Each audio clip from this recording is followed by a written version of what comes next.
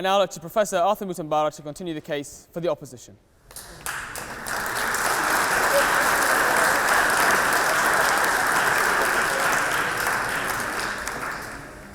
Mr. President, sir, here we go again.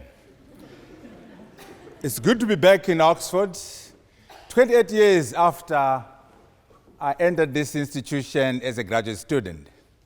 When I was approached to speak on this subject in opposition to the motion, I was heavily conflicted.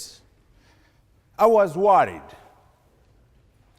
But the more I thought about the issues involved, the more I reflected on the matters engaged, I became very clear. The ambivalence disappeared. And I'm here standing in opposition to this motion. We must not embrace an ever closer African Union. And I'm saying that as a Pan-Africanist. Mr. President, sir, the debate here, this disagreement here, is not on the what, it's on the how. The what is shared. We want a united Africa operating with 1.2 billion Africans working together. Collective GDP, $2.3 trillion.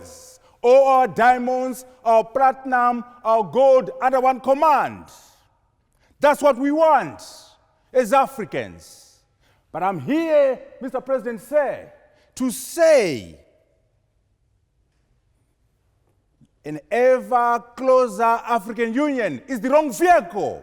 It won't deliver what we want. What we want, Mr. President, sir, is the United States of Africa, one country, one entity, either a federation under one strong government, either a unitary state like China or India. One entity. We want to abolish national sovereignty, not decolonize it, abolish it, so that we have continental sovereignty. Only one sovereignty. African sovereignty, not Malawi sovereignty, Zimbabwe sovereignty. No, just one continental sovereignty. The disagreement, Mr. President, sir, is on the how.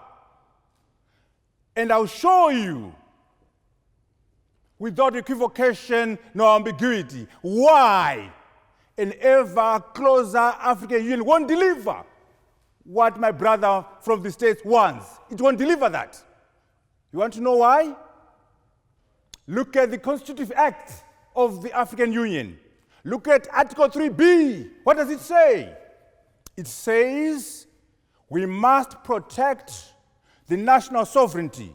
We must protect the national territorial integrity. We must protect the independence of member states. So which means, is currently defined, the AU will not be able to unite Africans into one colossus, one entity. Why? Because primarily it is founded on the supremacy of national sovereignty.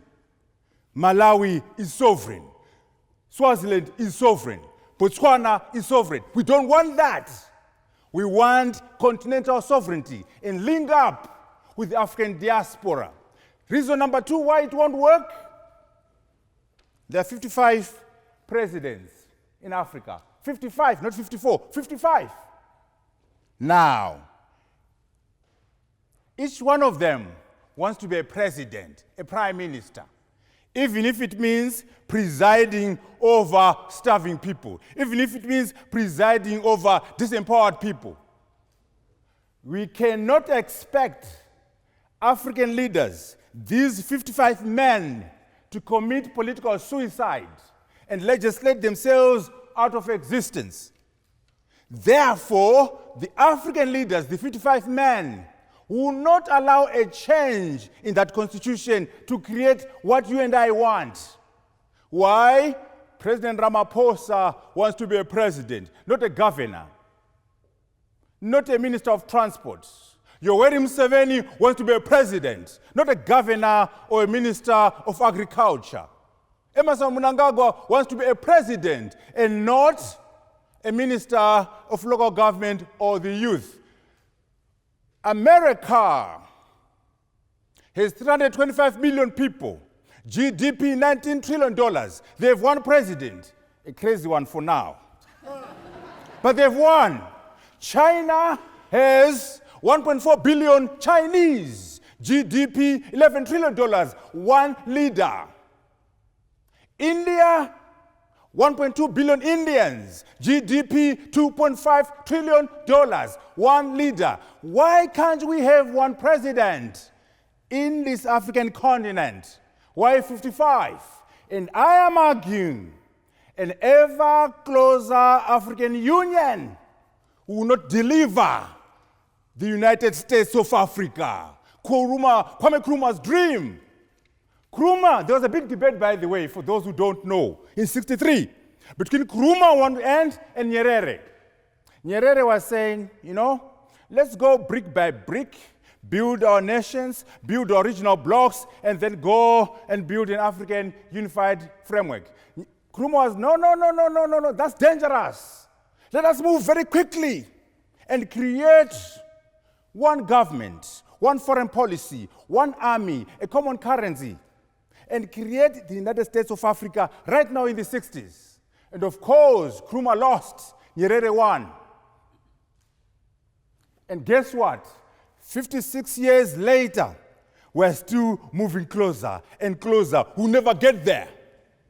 We'll never get there because of the nature of the African Union. Now, here is the other thing. What I'm saying to you has a history, has a precedent. The United States of America, the greatest war the Americans fought was to keep America together, the Civil War. More Americans died in the Civil War than in the First World War and Second World War put together. They bled to create America. America is a federation with one sovereignty, American sovereignty. Guess what? California would have wanted to have a president and have a seat in the UN and be a country and be maybe number 4 economy in the world. Georgia could do it. But guess what? Iowa, North Carolina, and others will collapse. So they fought, they bled over there to create the United States of America. 325 billion people and $19 trillion GDP. So what we're saying is, there's no such thing as a free lunch. If you want the United States of Africa, you can't have your cake and eat it. You've got to give up on national sovereignty. You've got to give up on your little president in Zimbabwe, little president in Malawi, and gather and pull your sovereignty together. The Chinese fought to create China. They're still fighting to get Taiwan in. They got Hong Kong. The Indians, the same. So there's a history of creating this federation or unitary state. What are the benefits? Can you imagine if we were to work together, our diamonds and gold and platinum under one command?